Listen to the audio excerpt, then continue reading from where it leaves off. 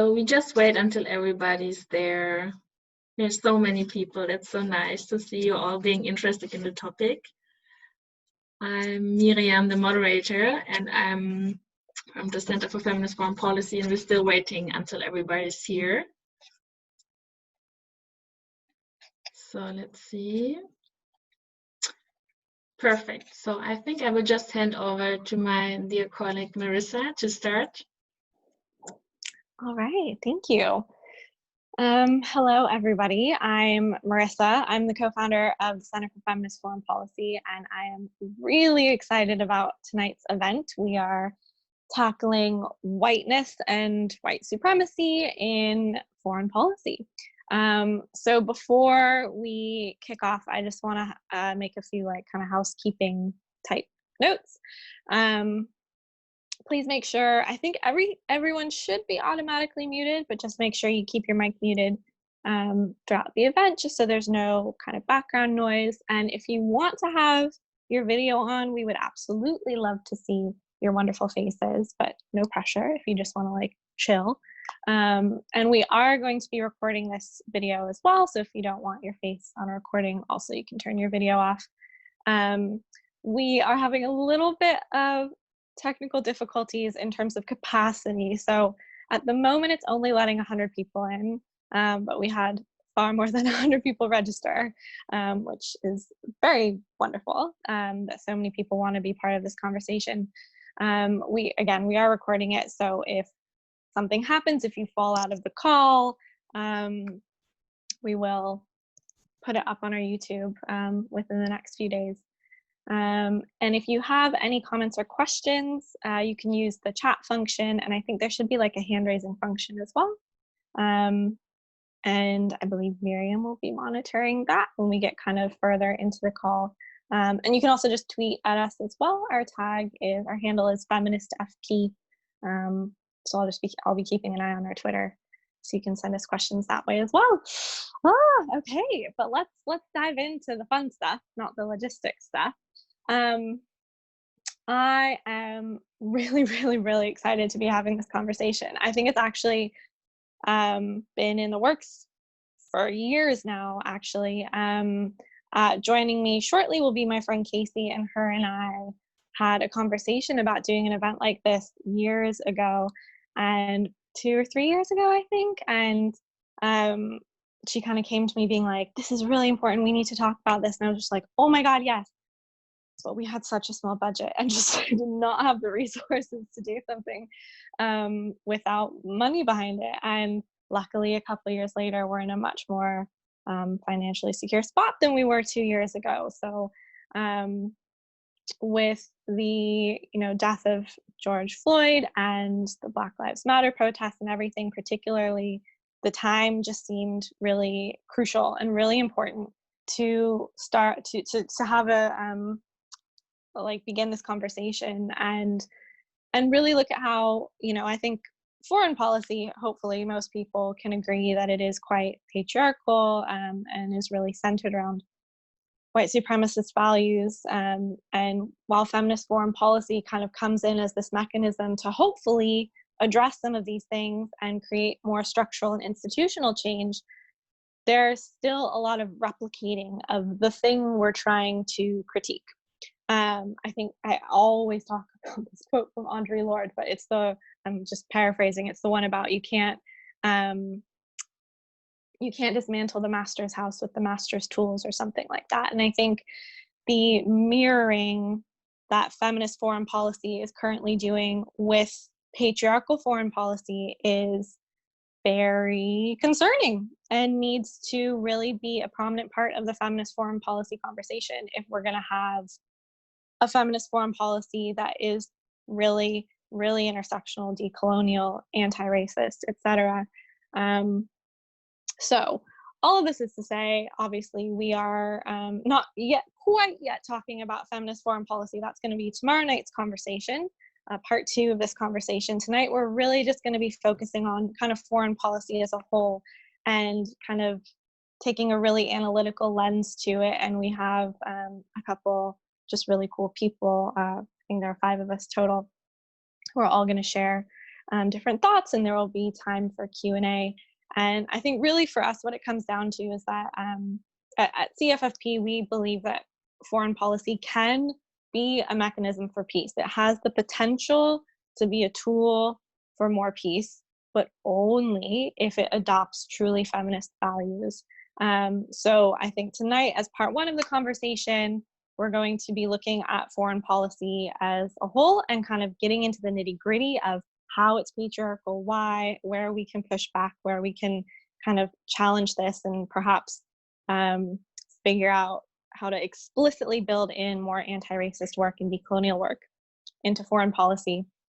And before I turn it over to my friend Kasey, who I'll introduce in a second, I also do want to take a moment to note that at CFFP, we are a white-led organization. It's myself and my co-founder, Christina, and Nina, our co-director, and we are 3 white women. So I think that's another example of mirroring the structures that we're trying to critique. And, you know, we work very hard to be intersectional feminists, but of course, catch ourselves in these white feminist moments all the time still. So it's doing this work, I think, requires just an extraordinary amount of willingness to reflect and be open-minded and continue to grow and learn, and be open to critiques. And I'm particularly excited for this conversation because I feel like that is kind of how we're approaching this, where this is the beginning of what hopefully will be a really developed and explicit work stream within CFFP's work, and a commitment for us as an organization to do everything we can to be anti-racist, and also a commitment that we want to promote an anti-racist feminist foreign policy and ask that of other people as well. So here we go. I want to first invite my friend Kasey to kick this off. She is a freelance inclusion and diversity consultant and works with corporations and schools and in professional spaces as well, and does projects around inclusion and anti-racism, gender equality, masculinities, and sexual harassment prevention. And she got her MA from LSE, I can't remember when, a couple of years ago, recently. You don't have the year in your bio. So unfortunately, I can't give you the exact one, but she's very, very badass. So welcome, Kasey. And I thought first I would just kind of kick off. We're going to have a brief 5-minute chat kind of explaining the conversation we first had all those years ago about why this was important, and particularly why Kasey just kind of puts these things very beautifully and eloquently. So I will stop talking now and turn it over to you. Thank you, Marissa. Thank you for having me, and thanks so much for CFFP for inviting me here as well. I'm super honored to be here.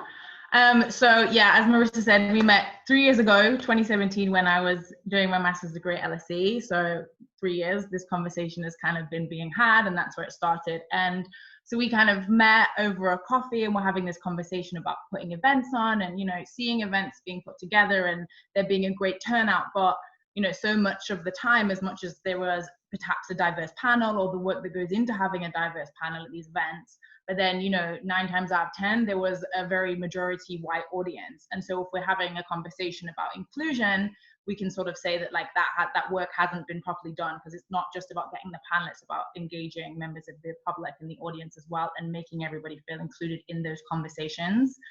Often a lot of times as well, I kind of felt in those spaces where the audience was sort of coming to the event as what I could sort of term spectators, you know, kind of spectators of the racist practices that we were critiquing, but then also being in that space as already innocent, you know, already kind of not racist, as we say. But essentially we know that that's not the case. That's not always what's happening. And I think that it can be very disconcerting to see the ways, and sometimes we don't, you know, recognize how those situations can be developed. And so a lot of the time in a lot of this work, whether we're talking about foreign policy, feminist foreign policy, the conversation is about decentering whiteness, always about how can we decenter whiteness, how can we recognize the ways in which the whiteness is always centralized. But for me, it was about, okay, like let's look at this, let's see what's happening, let's see that there are these spaces, these events that are being held that are majority white, and realize that there's a real power and there's a real activeness of centering whiteness when it's present, when it shows up, and the ways in which that can make the audience accountable, or the ways in which that we can identify who's responsible, like in that room. And there's a really strong amount of work that can be done when we would sort of look in them in that way. So that's sort of how the conversation started between Marissa and I, and it was, like back and forth about where do we go. And of course, money is always the big factor here. So that's kind of where we find ourselves, like 3 years down the line, which 3 years sounds like a long time, but in, this story of racism, it's not that long. So yeah, I think for me, like we sort of brought this conversation up again a couple of weeks ago, and more than a couple of weeks ago, but several weeks ago when you contacted me, knowing that CFFP had the funding and wanted to move forward with this and open up this conversation. And I think the conversation you and I had was kind of really very honest about, if we're doing this, if this is going to be something that has to be done in the right way. Like, if we're going to start to interrogate whiteness in foreign policy and feminist foreign policy at CFFP, we really have to talk about what it means to be anti-racist and to make sure that work is active. And so I was sort of saying to Marissa, like, the question that we never ask ourselves is, how am I not racist? When we're doing that work, when we're living our lives, do we ever ask ourselves, how am I not racist? As opposed to just claiming not to be racist. And I think that is a really intense question to ask, but it's a really important one that always has to be asked when we're trying to do this type of work and we're trying to be committed to anti-racism. And I definitely think that what I've seen over the past few weeks with this kind of uptake of Black Lives Matter and the ways in which different corporations and brands are showing up, there's a real lack of sort of accountability for one, but it's also very easy to point the finger and be like, they're not doing this and they said that, or they're like this, when if we want to have these conversations, if we want to really talk about anti-racism, we have to be willing to serve ourselves up first. And so I really think, and I hope that this is what this online event is about, that CFFP is doing. And Marissa, I know you just mentioned it as well, what it means to kind of have an organization run by 3 white women. Like, if an event is going to be hosted about that, there has to be a willingness to be vulnerable and to talk about the shortcomings that may exist even in our own companies and organizations before we start talking about it as a whole. And I think definitely what I'm kind of seeing in foreign policy, and I guess in every way in which you could sort of see where this conversation is being had, like that question of, how do we change this? What should we do? And, essentially people coming with a lot of enthusiasm, which is great, but at the same time, for me, I really feel like the question should be, what haven't we done? And why have we been able to get away with not doing that for so long? And so those questions for me are fundamental, taking that sort of reflexive stance, that willingness to show up and be anti-racist, to be active in your anti-racism as opposed to passive is just fundamental for me. And so kind of part of what's hopefully going to come from today and part of the conversations that have led to today is really about looking at the roots of racism and racist foreign policy, because without looking at the roots of it, just slicing off the top of the weed, it's going to find a way to grow back. So hopefully today, this conversation will really start to interrogate those roots and recognize the ways that we can move forward and do something. And so it's great to kind of be here and to know that 3 years ago in the middle of London somewhere, being a broke student, that like we're here. So yeah, that's kind of where we got off from this, which is great. So thanks so much everyone for being here. Awesome, thank you, Kasey. I think now we're going to turn it over to Miriam, and you're going to kick off the rest of the call, but Kasey and I will be around during the Q&A as well, if anyone has any particular questions for us. So thanks. Yeah, thank you so much, Marissa and Kasey, for kind of spotting a little bit where the event idea is coming from, especially for our organization. And yeah, thank you so much for joining us today. And so, yeah, like I said, I'm Miriam. I'm the moderator of today, and I work at the Center for Feminist Foreign Policy as a research and strategic advisor. And so I will just maybe outline the structure of today, how we are going to do it, and I will also introduce our speakers. And then, yeah, we can start an honest and direct discussion. So first of all, we will have a keynote by Chandra Mohanty, who is like a real role model for me, I have to say. I've read so many papers of her, and she, like one of my favorite ones is of course Under Western Eyes. Maybe we can also later send out the link into a chat group. And she's working on deconstructing racism, but also looks at transitional feminism, and also links it with anti-capitalist theories and practices. So we are really honored to have you here, especially also as an advisory board member. So thank you so much.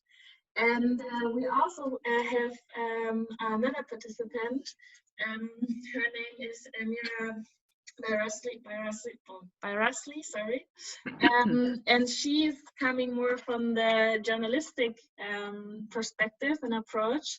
And we are also super happy that you are joining us today, Elmira, because we think that foreign policy is definitely also framed through the media.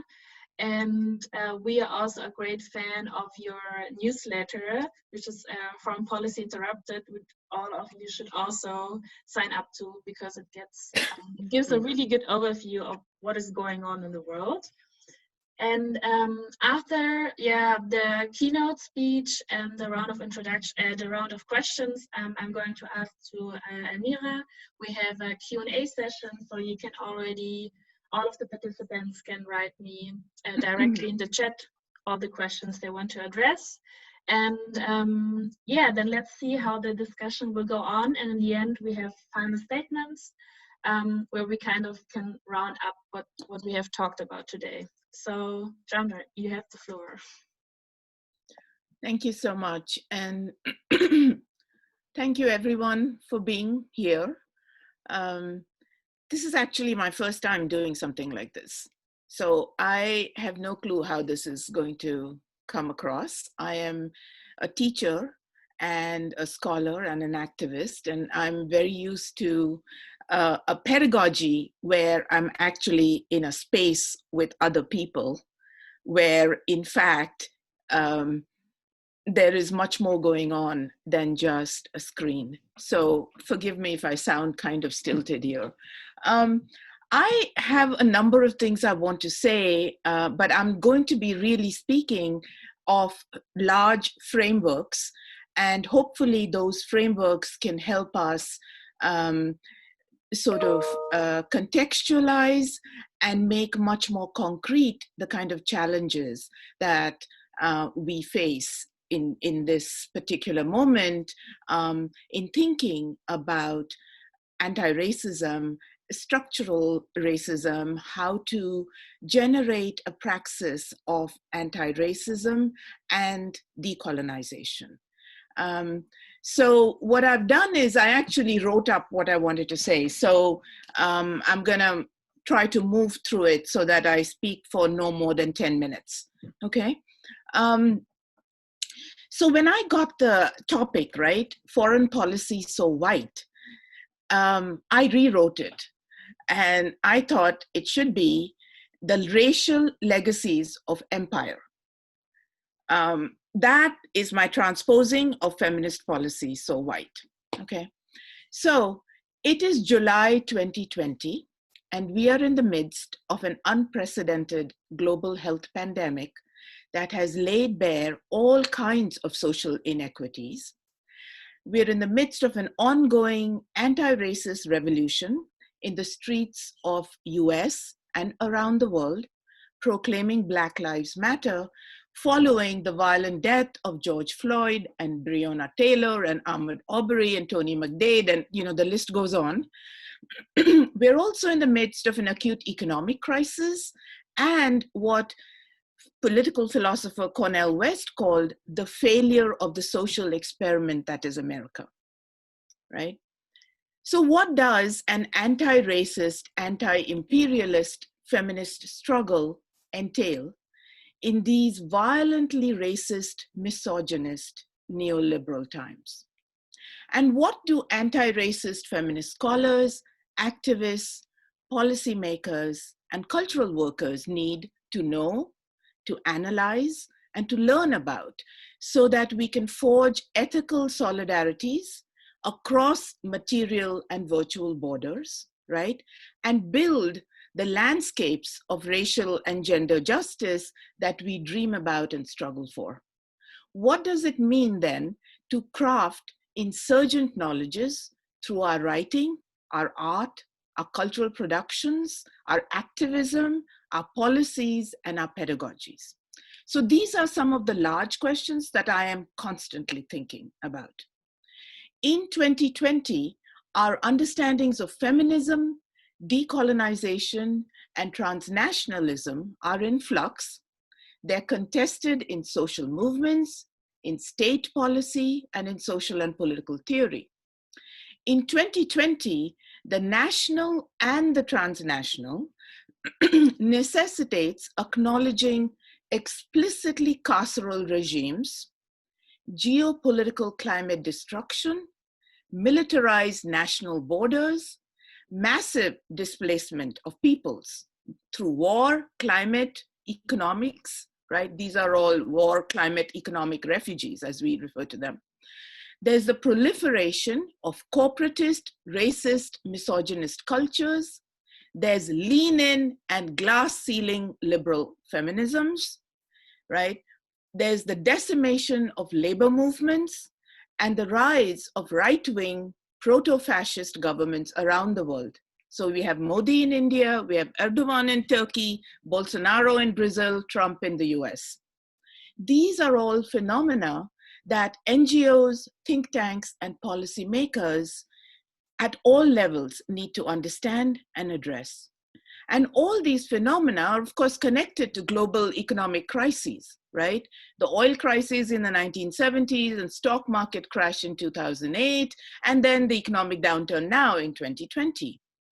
They're also connected to neoliberal governmentalities, to global racialities, and mass unemployment, displacement, and dispossession of particular groups of people worldwide.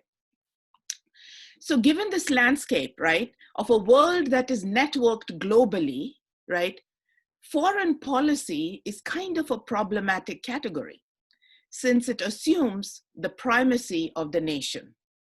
I'm not saying that the nation does not matter. Obviously, the nation is central to a lot of the political work we have to do in thinking about questions of democracy and justice. On the other hand, the nation is not literally a geopolitical space that is bounded by its borders, where we start thinking about domestic policy as within those borders and foreign policy as outside those borders, right? So this moment of global pandemic and anti-racist protest crosses national and regional borders in very acute and poignant ways, right? So in fact, the solutions we're going to be wanting are not going to be limited to nation states. They can't be anymore. And the pandemic has made that visible in a way that all the anti-capitalist work that leftists did for decades, right, did not actually make visible. So foreign policy so white, this title then, challenges this foreign domestic division by introducing the question of race and racial globalities as central to policymaking. And not recognizing the whiteness of policy frameworks naturalizes and reproduces whiteness, right? Not recognizing it. So I want to suggest that we think about imperialism and global racialities rather than foreign or domestic policy, right? Since this framework of imperialism and global raciality recognizes and acknowledges the legacies of colonial and racial capitalism and economic and ideological priorities that in fact constitute the modern neoliberal militarized world order that we are living in right now. After all, the modern, so-called modern nation state was born of colonialism, right? Not just the Industrial Revolution. It was born of colonialism, and the racial and gendered hierarchies of empire are crucial to the construction of the nation as we know it, right? So the nation is imperial as much as it is national. Okay. You follow me so far?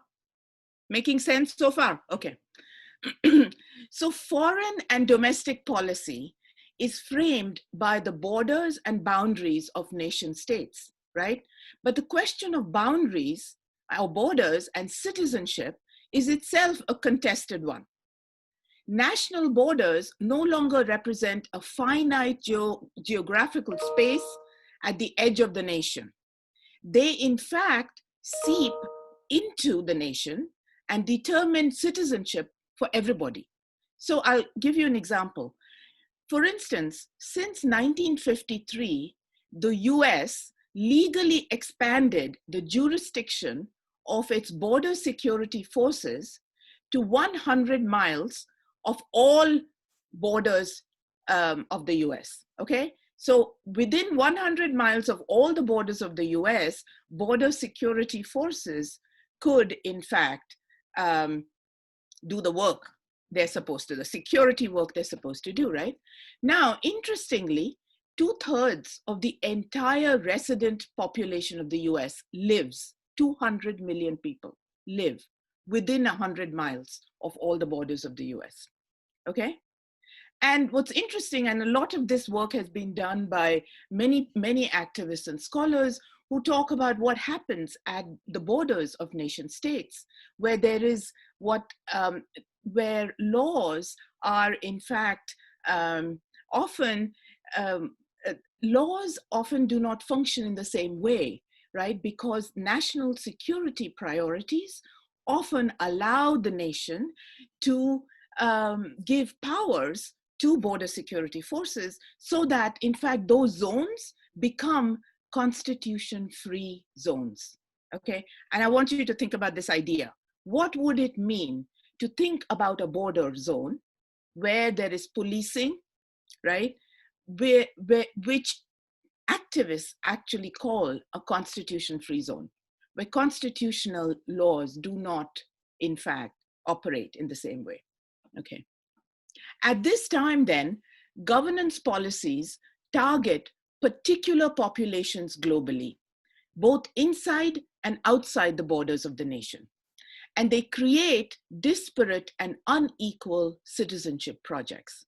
So for instance, in US, Trump's Muslim ban, right? You remember that? He tried to do this Muslim ban in 2017, cannot be understood as domestic or foreign policy only, right? Crosses those borders and draws on a whole global history of Islamophobia, et cetera, war on terror.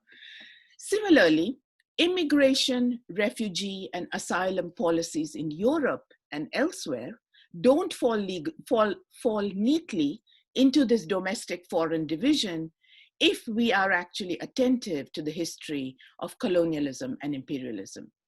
So in the US, the so-called Muslim ban, the building of the wall at the US-Mexico border, and the prison industrial complex, the deportation policies that come into being where most of the people deported from the country are in fact Latinos, right?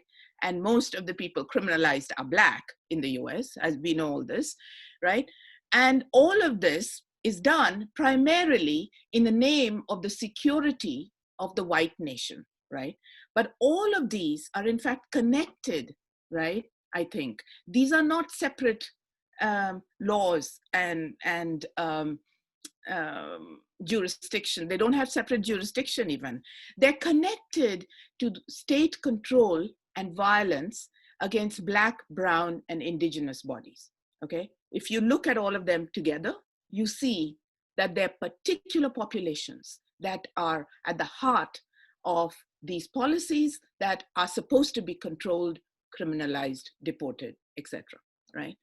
And these policies then are all linked to histories of systemic and gendered racism and whiteness, to an ideological and political framework which is anchored in legacies of settler colonialism and empire, and of slavery and indentured labor. So these are governance practices of whiteness that create insiders and outsiders, citizens and non-citizens, us and them, right? So whiteness then is not about attitudes or about individual identity. It is an ideology and a set of practices that have been institutionalized in economic, social, and cultural processes globally. Whiteness is a framework that encodes values and standards of superiority and inferiority, right, which are anchored in racial difference and in commonsensical, I would say colonized understandings of us and them, right? Whiteness is not a biological category. It is a network of ideas and practices about race grounded in white supremacy and the legacy of slavery and empire. As Noel Ignatieff many decades ago said, whiteness is like an ideological club where members accept the benefits without awareness of the costs to others. So whiteness as a policy frame then incorporates the values and common sense logics of white supremacy and converts them into political demands and policy making. Okay, values and common sense logics of white supremacy. So just a few, Miriam, how am I doing time-wise? I'm okay? Okay. So just a few thoughts on decolonization and decolonizing whiteness, right?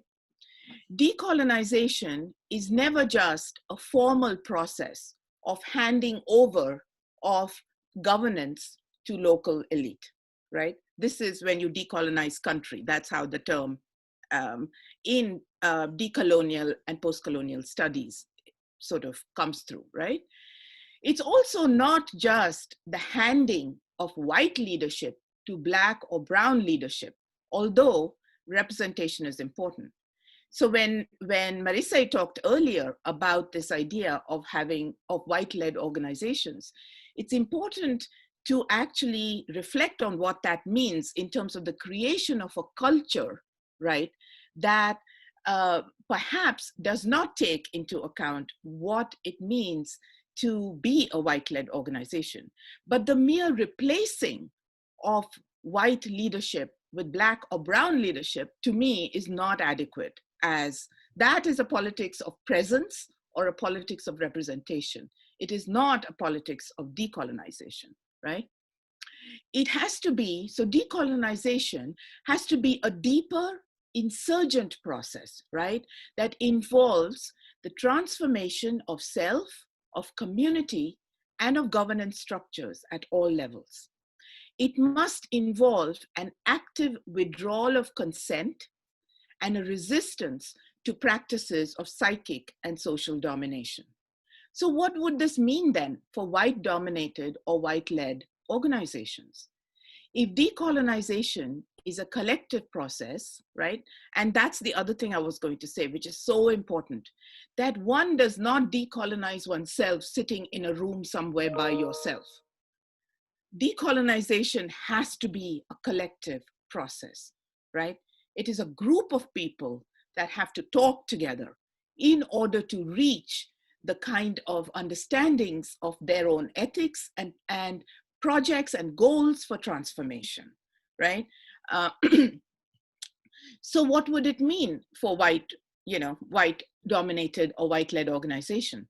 If decolonization is a collective process that is anchored in indigenous histories of struggle, what would it mean then for white NGOs and educational institutions to divest themselves of power and privilege, to reject a history of white triumphalism, right?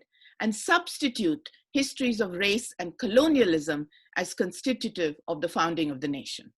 Okay, so this work to me cannot be done unless we do the kind of unlearning of history and relearning of history in relation to histories of colonialism, race, and empire, right? These are questions, I think, that must be addressed in predominantly white institutions by predominantly white people, right?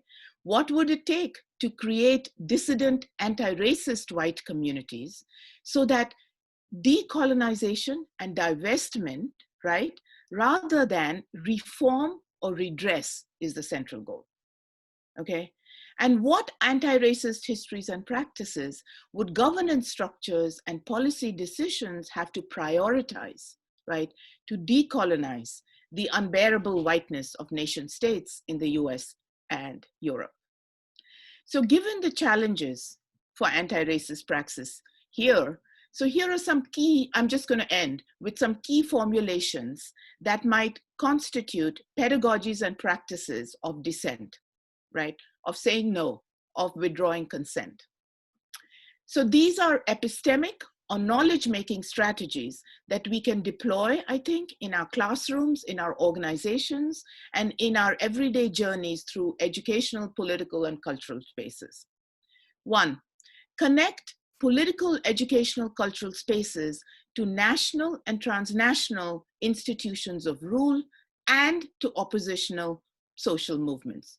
So this means making power hierarchies, labor relations, knowledge and disciplinary hierarchies, funding hierarchies, financial aid policies and priorities and so on, transparent, right? And connecting them to questions of social control and collective strategies. So for example, we're talking all the time, everywhere now, about the demand to take down monuments that glorify racist colonial adventures of Euro-America, right? That demand, right, which, you know, I mean, if you're like me, you see a whole bunch of people talking online everywhere about this, right? One of the demands of the BLM and the anti-police violence or defund police movement. So, so this demand, right, acknowledges the racist and colonial history, right? And acknowledges the whiteness that is embedded in official historical narratives of Europe and the US, and South Africa with Rhodes, I mean, everywhere, right? And the resistance that you see, and I see a lot of this, there's a lot of resistance to bringing down the monuments, right, conveys to me the desire to maintain white supremacy, okay? Of course, in all of this, there's no mention at all of the indigenous land grab, rematriation of land for indigenous people, none of that stuff. Although fascinatingly, you must have heard that Oklahoma courts just awarded almost half the territory of the state to indigenous communities. So this is going to be fascinating to see what happens, you know, as a result of this. So the second thing I was going to say, actively resist the privatization of social justice commitments, okay? In other words, and I really mean that, privatization of social justice commitments, which have to be public, okay, public commitments. Ask what public means, how citizenship, democracy, and justice are addressed by nation-state mandates. We have to make our institutions accountable to the public good, which is defined in terms of social justice and redistribution of resources, not a politics of presence or charitable acts towards communities, okay? So I would say, and this is what has been so amazing about the movement that is ongoing since George Floyd for, I think this is the 8th week, we've had people in the streets in this country. You know, it is the most long-lived movement I have seen, but also people say it is actually the largest social movement in the history of the United States, right? So, and today I read there was a BLM march in Tokyo, which had 3,500 people, okay? It is everywhere, right? So the movements are demanding abolition and reparation, right? And not inclusion in a white supremacist polity, right? So calls like defund the police, cancel rent. I live in a city, which is the first city in the country that has canceled rent, okay? Which is very different from not expecting rent, but then having people actually give you all the rent that is, you know, from 3 months of the pandemic. So all of these BLM demands are about abolition and redistribution, okay? And abolition is the only way right now, it feels like, to really talk about redistribution of resources, okay? And of reparations, right? Finally, make market logic and national security priorities of the state and of higher education, because that's where I sit, transparent in all practices. And we have to create and build collectives of dissent, study groups, watchdog groups, unions, mentoring collectives that nurture the will to critique and dissent. We got to organize wherever the hell we happen to be. So thank you so much for listening to me. I'm going to stop right now. Well, thank you so much. I even don't know how to summarize all of that. It was so many great things. Thank you so much, especially pointing out that it's not only about representation and diversity strategies and so on. It's also about knowledge producing and acknowledging the knowledge that has been there for decades. So thank you so much. And I will just hand over to our another speaker, so we really have time in the end for questions you can ask through the chat. So Elmira, are you still with us? I'm just, there's so many people here. I can see you now. Perfect. So like I said in the beginning, we are also really interested to know about your organization, really the work you are doing at Foreign Policy Interrupted, and maybe you can just share with us your thoughts on when we send to you the email, hey, are you interested in talking with us about foreign policy so wide? What were the first thoughts that came into your mind? What were you thinking about that? And maybe also tell us a little bit about the work you're doing actually at Foreign Policy Interrupted. You are organizing workshops into this direction. So how is this everything linked to our topic today? Sure. So I started Foreign Policy Interrupted in 2014. I was in the middle of writing a book about global entrepreneurs. And as I was writing it, I think one of the things that at the heart of my book is that entrepreneurs are people who solve problems. And a friend of mine came to me, there was a list that came out of, 100 people in foreign policy to follow, and only 13 of them were women. I think about 13 of them were women. And then there's this uproar in social media about where are the women. And then, of course, the way that gets remedied is having a separate list of 100 women to follow in foreign policy, which I find to be very upsetting, because I don't want to be on a separate list. I just want to be on the list, and I want to be recognized for the expertise and the knowledge that I have, because I think it does add value to a discussion. And so Foreign Policy Interrupted was very much born out of this kind of me writing this book about entrepreneurs solving a problem, and me going out there and saying, why do we keep running into this same problem?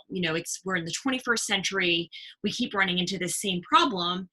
And so I went about it in two ways. One was, you have a supply, what I considered a supply problem, and I can talk a little bit about that, where women weren't raising their hands. And so how can we encourage women to raise their hands more? Let's have workshops for them on how to write an op-ed, how to actually go out there and speak in the media, how to go out there and pitch editors. So that was one element of it. The other element of it is the reality is the media, especially in the West, is largely controlled by white men. So they're owned by white men. At the top, all of the key CEOs, the managing editors are all white. And then on the op-ed page, most of the people on the op-ed page, the editors, are white men. And so you have a gatekeeping problem where the women aren't making those connections with those individuals. So how do you actually solve for this problem? So started Foreign Policy Interrupted, and have been doing these workshops, which have been going really well. And we've managed to get 95% of the people that have gone through our workshops bylined in an op-ed through, A-list publications, the New York Times, the Washington Post, Foreign Policy, Foreign Affairs. And yet I think that there's still a lot more work to go. I think that things have gotten better. So when I got the invitation, foreign policy so white, it was just like, yeah, foreign policy is so white.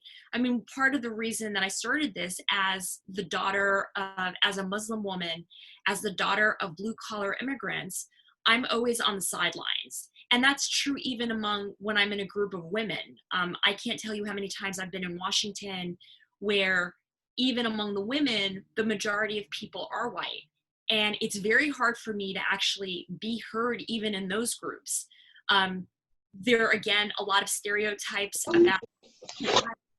And, when I start to say things, it's, I can see the eyes rolling, oh, she's the angry woman.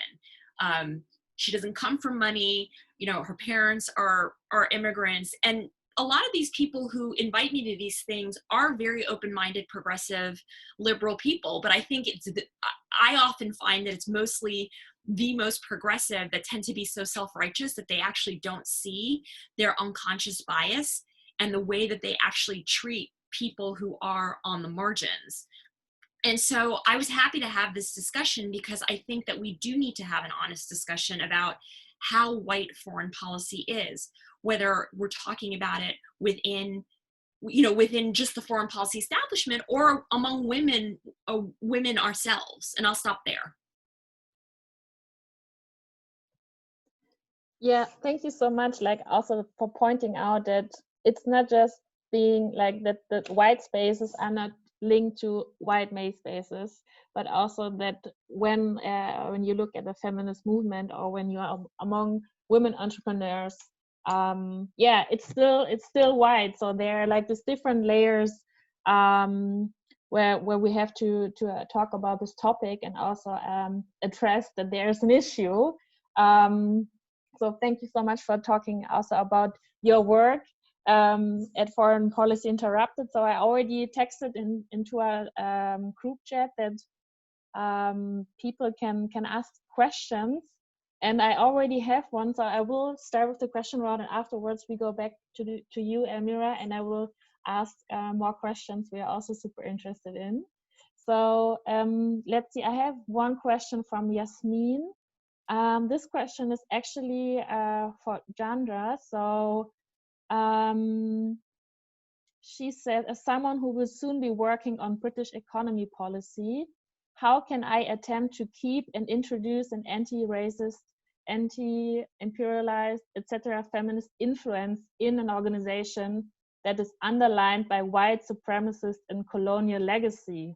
Oh wow, this is a big question. So maybe you both can answer. That would be amazing. So Chandra, you go first, and then Elmira, maybe you also have some advice for her. Yeah.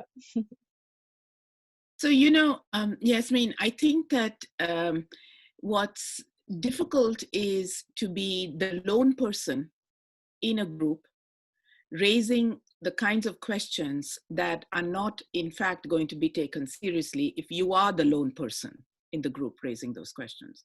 My response always to people who want to start doing this work is to build a critical mass of people first. Talk to one or two people in that space who may, in fact, whatever their identity or skin color, may actually understand what you're trying to do and be with you on that. So building critical mass is always, I think, a way that you can push certain issues, right, without being seen as what Elmira said, the angry woman or, whatever. It's, so, I mean, and that's my pedagogical strategy as well, is when, people come with that kind of question, I'm in an international relations class and it is completely masculinist, and as if women have no role at all in anything to do with government or foreign or policy. And how do you do that? So I think that the intervention has to be in some ways collective for it to have some impact. So that's my just a very brief, practical. Elmira, what is your perspective on that? I mean, my perspective on this goes back to like how I approached establishing like what I thought the problem was in 2014, where there was a supply problem with women not raising hands. And I think what Chandra said is great. You know, we should definitely look to see how can we build alliances. But part of the problem also is, you know, if I'm being perceived as an angry woman, it's because, you know, there's a certain perception about who I am and what my place in the world is. Mm-hmm. And so I think this is the challenge that people of color and women do have when they are in white majority rooms, and especially if they're all white men. You know, this is where we have, I don't know if people know about the book White Fragility, where Robin DeSantos talks about how if people of color and women, you know, bring up issues or their perspectives, it's met with a lot of defensiveness, you know, and it makes people, you know, feel uncomfortable. Well, my answer to that is make them feel uncomfortable. Mm-hmm. I mean, they're the ones keeping these systems in place, and until we dismantle them, then how are we ever going to make progress? So what Chandra was saying about decolonization is spot on. We need to actually change the systems. Mm-hmm. And going back to what I actually came to realize is I was brainwashed. I was brainwashed with all of this lean in bullshit and all of this, like, there's a confidence gap and women need to be confident. We are confident. Each person is as confident as he or she, you know, is born with. And some people are more introverted and some people are more extroverted. But if women aren't raising their hand, it isn't because they need to lean in more or they lack any confidence. It's because when women raise their hands, they're punished. Like, the consequences of us raising our hands is so much different than what a man incurs. You know, a man who has no experience in something can go out there and maybe know something, you know, 60% of something, and he'll raise his hand. Chandra, right? This is what happens in academia. They'll know a little bit of something, but they'll go out there and they'll say they're an expert in something. But women feel like they actually need a PhD, or they need to have read every single book and every single research paper on a particular topic in order to present themselves. And the reason for that is because when we go out there, we're scrutinized. One of these things happen. We either get ignored, we are shut down, and a man comes in and takes and seizes our idea. And I can't even tell you how many times I've spoken, and that at the same meeting, a man will say the same exact thing as I am, and everybody will applaud the man.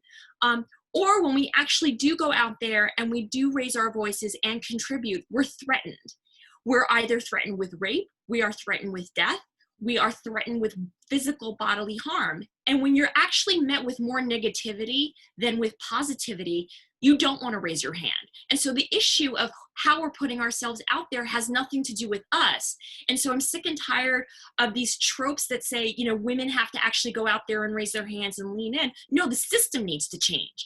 The system, which is controlled by white men, whether it's academia, media, business, and finance, all of these levers of society that are out there oppressing women, and particularly women of color. Mm-hmm.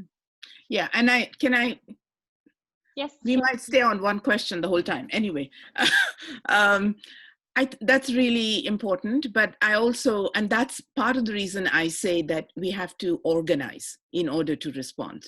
So underlying what I was saying in terms of, you know, having other people with you, unless one organizes and responds, it's very, very difficult to not be dismissed as the angry person or the person who doesn't have much to say. You know, part of what we're trying to do is not just change the narrative that people of color and women are smart and knowledgeable and all of that. You know, that stuff it's not our problem, it's their problem. You know, they're gonna have to deal with that. But that's not all we're trying to do, right? What we're also trying to do is to get people to acknowledge a history that is different. The history from below, right? Where many of us actually sort of have our roots. And this is why the kind of knowledges that we are able to create, right, are in fact sometimes more inclusive, more just. And this is the whole thing about having a feminist framework, right? It's not just about women. It's about a particular lens that is grounded in experiences, right, that are different from the experiences that people in power, right, in fact have.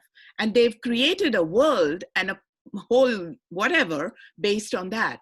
And the assumption is you don't belong because you don't look like us. This is not, but we have knowledges that we contribute that in fact can, and that's, I guess, one of the premise of the center itself, right?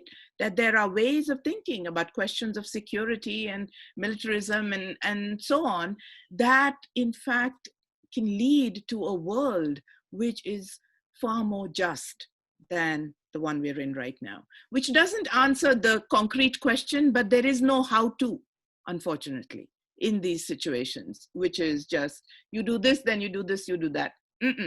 A lot of it is you have to change the narrative, change people's minds, and change the practices, the behaviors, right? Okay. Thank you so much. I have another question, which is also quite concrete. So it's about, actually, it's from Sarah, and she's asking, what do you think, in which ways do you think whiteness is reproduced in climate diplomacy and in climate justice work? So, Miriam, maybe also from the how this topic is being framed in the media, but also how this topic is maybe even framed around social entrepreneurs. Maybe do you have there some thoughts on that? And then also, Chandra, if you want to add something, you're more than welcome to add your perspective. Well, I think it's a great question. I'm not that familiar with the particulars of the climate change movement, but I think that when you take a look at the media, certainly one of the things that you see is white voices having being more front and center, because, you know, again, the media is controlled by largely by white men. And so again, the authorities that they're tapping and calling upon to actually comment on that will be people who look like them or people within their network, you know, and they're tapping into that. I think that when you actually then take a look at, and I don't think that, you know, when people are going out there creating these things, I mean, climate change is a social justice movement, and it's trying to do something that's positive. And I don't think that people are deliberately leaving people out, but the people who are going out there and doing it tend to be people who are well off, right? So if you are middle class or upper class, you don't have to worry about how do you get your next meal, how are you going to pay your bills, you know, where are you going to sleep at night? All of those answers are there for you. And so people of privilege get to go out there and engage in social justice movement when people who are at the lower end of the economic spectrum have to actually worry about, you know, much more, you know, survival things. And so they're not able to engage, and then therefore their voices actually get left out. And when you actually take a look at the people who are on the lower end of the economic spectrum, they tend to be people of color, and they tend to be, when we take a look at COVID-19, who are the essential workers who we pay the least. The majority of them are people of color, and they're the lowest paid people, and yet they're the ones who aren't able to shelter in place and to social distance and isolate themselves. And so I think this, you know, becomes one of, you know, when we're going out there and doing social justice movements, I think, as Chandra pointed out, we need to be connecting the dots, because there are lots of different elements of it involved in it. And I think one of them is, you know, who isn't at the table, and how can we engage them? Because ironically, the people who are most affected by climate change are actually the poorest. And people in places like Africa, in places in Latin America and in Asia. So they're actually not the people in Europe and in North America.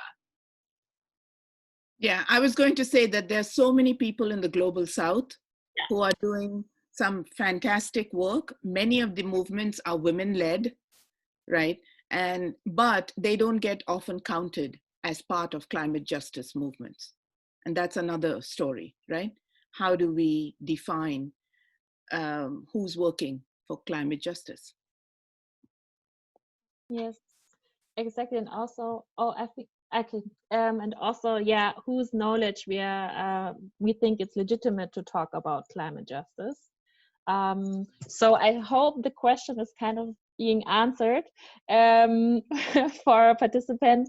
And here's also a really interesting question I really want to share with you. So someone in the chat has asked, how is it or has pointed out the problem if non-white people then get into the institution and they feel the pressure that that one mistake is being linked to the whole marginalized group he or she belongs to, or the person feels the pressure to really deliver more than everybody else because he or she has to prove that she or he belongs there.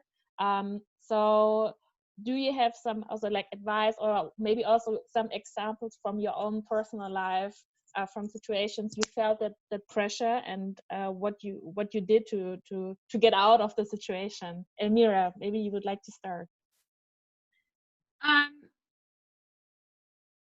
Again, going back to how I approached Foreign Policy Interrupted initially in 2014, being brainwashed and believing that, it was up to me.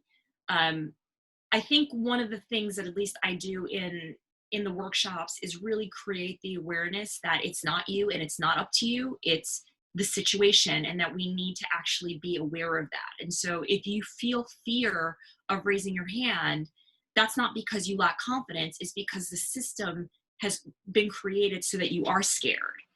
And since I've done that, I've actually found that I have been much more, I've been much more willing to put myself out there, and I care less about how people are perceiving me, because I think, I'm never going to win.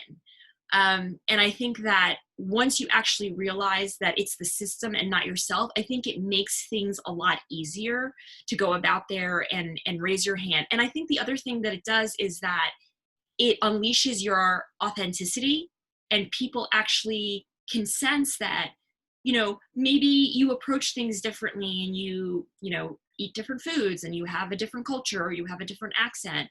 But when that authenticity is unleashed, I think people, we're made of energy, and I think the energy that you give off is what you receive. And I have found that people respond to the things that I'm saying, and I'm sure that it's off-putting to some people. And that's not going to be for everybody, and that's totally okay.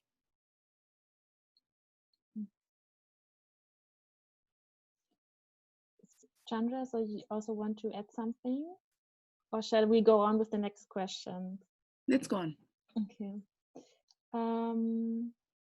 So I have one question here I would like to address also to Kasey. So because it's about, let me make sure that I get it right. So how do you see the linkage between white supremacy and also the agenda setting of LGBTQI issues and fostering non-binary genders in the global South? So do you see that there's also an issue that this is framed as like a wide topic, or what are your thoughts on that? I'm not sure I understood the question. So the question is about whether the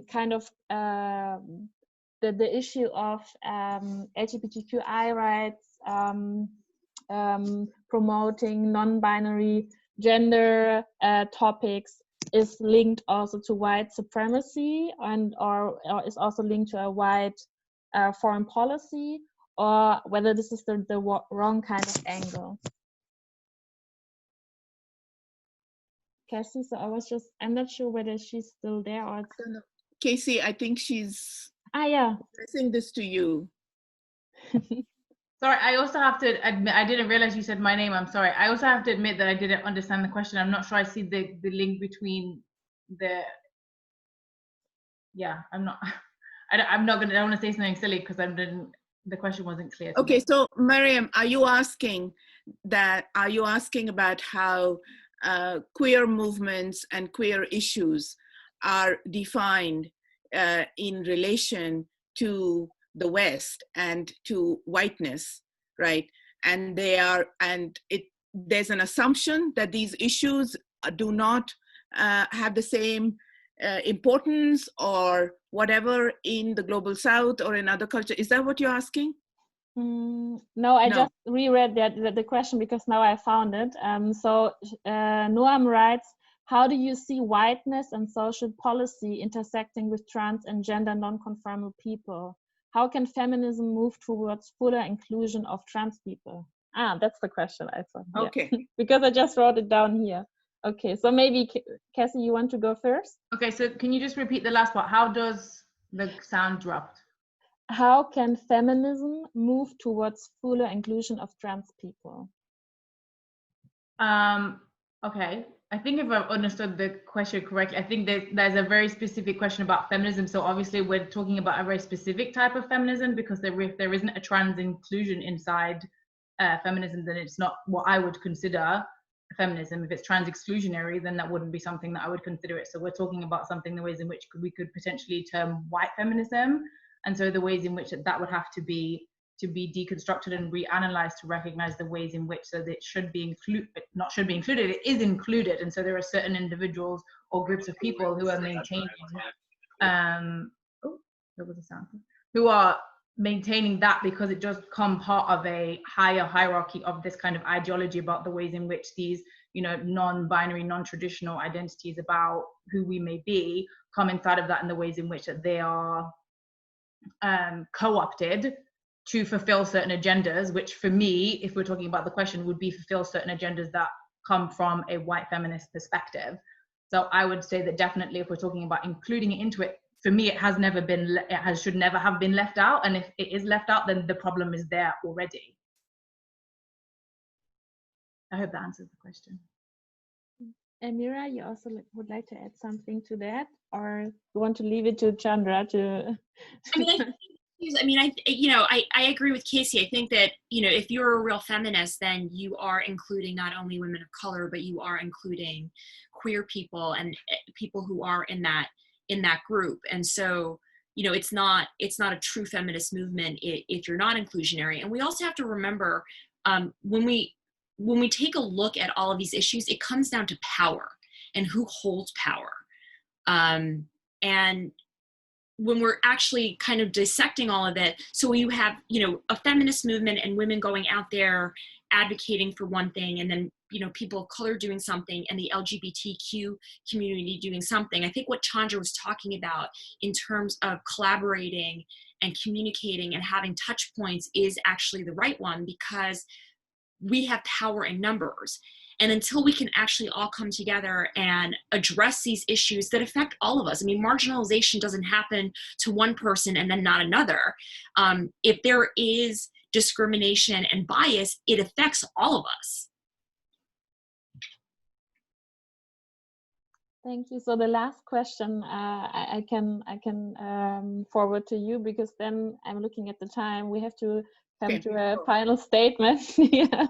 I think it's actually a little bit linked to your last answer, Elmira, because it says that my question is, how can we push organizations to explore the concept instead of asking what they can do without considering how they have gotten away with it for so long? I think the concept is referring to explore the concept of racism, I guess. Or do you want to address the question by yourself? So you can just unmute yourself and ask it. I think it's okay. Yeah. Oh, thanks. Yeah, a topic that organizations, people, and society should address is looking reflexively at racism, which is what Kasey Robinson was saying earlier. And my question is, how can we push organizations to explore this concept of looking reflexively at racism and exploring why like, how have we gotten away with this for so long, instead of saying what they can do now.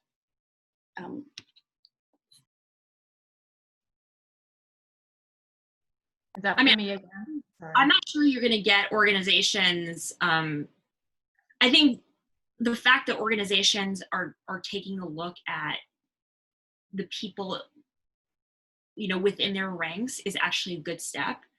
You know, having them look at how did we get here, I think that's going to be a longer process, and I think it's a process that we should actually push and strive to get to, because ultimately the reasons that, you know, they were embracing and excluding people are at the root of, you know, why we're actually all here having this discussion.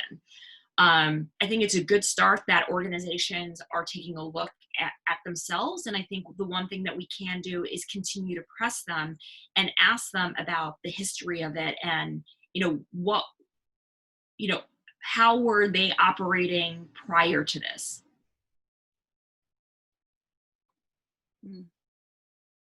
I mean, it might be useful to think about organizations doing institutional ethnographies of themselves.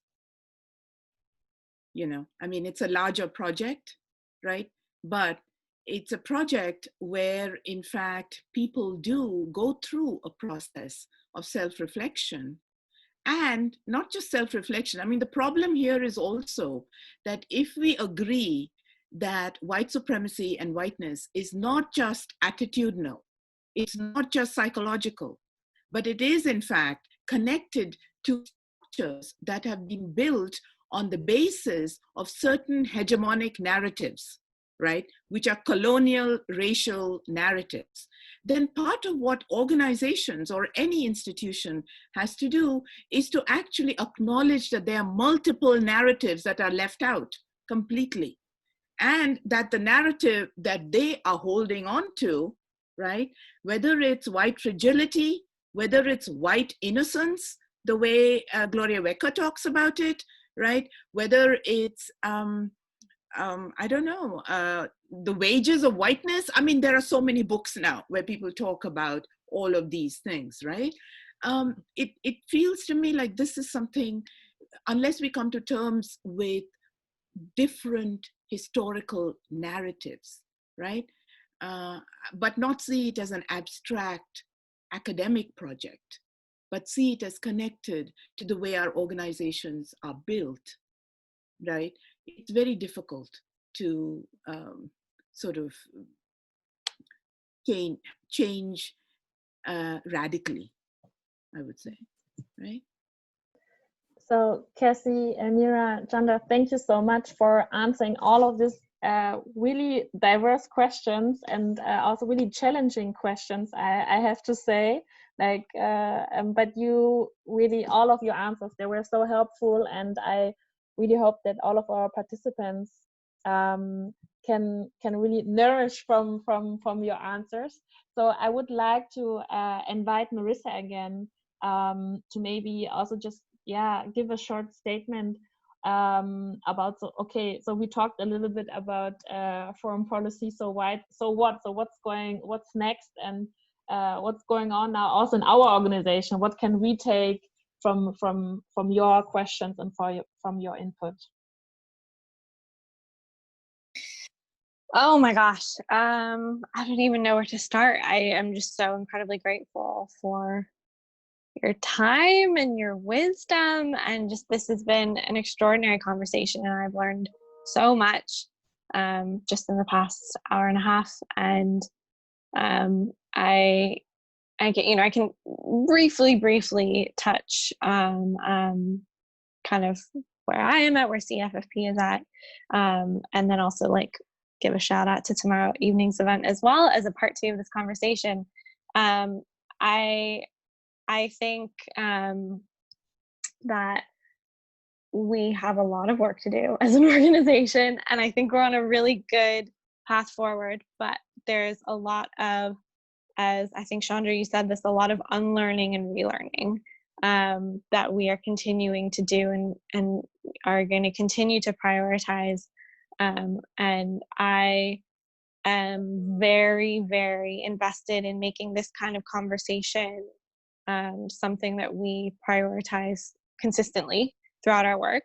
And not so much in a way where we necessarily like come with like having all these answers, but just as like a space where people can come together and we can engage with these kinds of things, because it's a lot to work through. We're trying to peel back so many different layers and just like centuries of racism and patriarchy. And I am very proud to be part of an organization where that is a priority. But I also recognize that there's still so much work to do. And there are so many people that have been doing this for so long, and we're in such a very privileged position to, this is a phrase Christina says often, but like standing on the shoulders of giants, like we really, really are. So we are, we haven't really like announced anything explicitly, I guess, about like how we're pursuing anti-racist work within our own organization, but you know, we're following really closely along with WCAPS, which is Women of Color Advancing Peace and Security, and they're doing incredible work around making foreign policy more anti-racist. And so we follow a lot of their guidance on this, and they're starting to really engage with foreign policy organizations and do more direct work. So that's kind of one channel that we're really focusing on this. And if anyone has any suggestions, please drop a line. We are all ears, but also we will be making this a priority as well. And tomorrow, I definitely encourage you to chime in. Tune in. We're going to be talking about feminist foreign policy as an agenda and what it means to make that anti-racist. I would argue that the feminist foreign policy that exists right now is not really anti-racist. So again, there's a lot of work to be done. But how much time do we have left? Okay, 7:23. If you don't mind, I hope I'm not putting you on the spot too much, but Kasey, Chandra, and Elmira, if you just want to have like a closing sentence or two to wrap up your thoughts or anything you feel like you would like to share before we go. And again, just I'm on a cloud. This has been incredible. So thank you so much for your time. Anyone want to go first? Kasey, you're next to me in the chat. I knew you were going to pick me first. Picking you. No, just to say thanks everybody for turning up, and kind of, I guess, just to reiterate my point that we kind of made at the beginning when we were speaking about this, that, and I think Professor Mohanty touched on it as well, is that it's not just about turning up, it's not just about being in your room and kind of having those questions to yourself. Whilst those questions are important, it's about being active. It's not about being passive. It's about questioning yourself and also recognizing the ways in which anti-racism turns up in your life, the ways in which you recognize whiteness around you, and the ways that you can join other people to do that, because we really need that kind of the quantity of people doing this, because we're talking about something, you know, very openly here, but whiteness, white supremacy is an incredibly powerful force, and it's having a lot of influence over lots of people's lives. So really, I hope that people have taken ways in which they can move forward with that and come together. So thank you. Should I go next? Yeah. First of all, thank you so much for making this happen, really. Miriam and Marissa and Kasey and Anna and Christina, everybody. Thank you. I've really, really enjoyed it. So I'm going to say 2 or 3 things about how one confronts anti-Blackness and structural racism. And these are just little things. 1, refuse to cooperate. 2, undermine the narrative. 3, bring people in. 4, challenge institutions. 5, start now and start small. Thank you.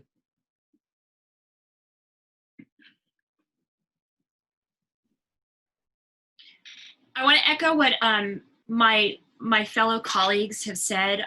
Thank you so much, Marissa, Christina, Miriam, for putting this together. And it was a real honor to share the stage with Kasey and Chandra. And I think as we leave, a lot of things, I mean, obviously there's lots to say and there's lots to do, but I always think about how can I actually empower other women, or how can I empower other people of color? And so my parting advice for all of you is, who are you reading? Make sure that you're reading women and women of color and people of color. So whether it's in your journalistic, magazine, newspapers, but then also the books that you read.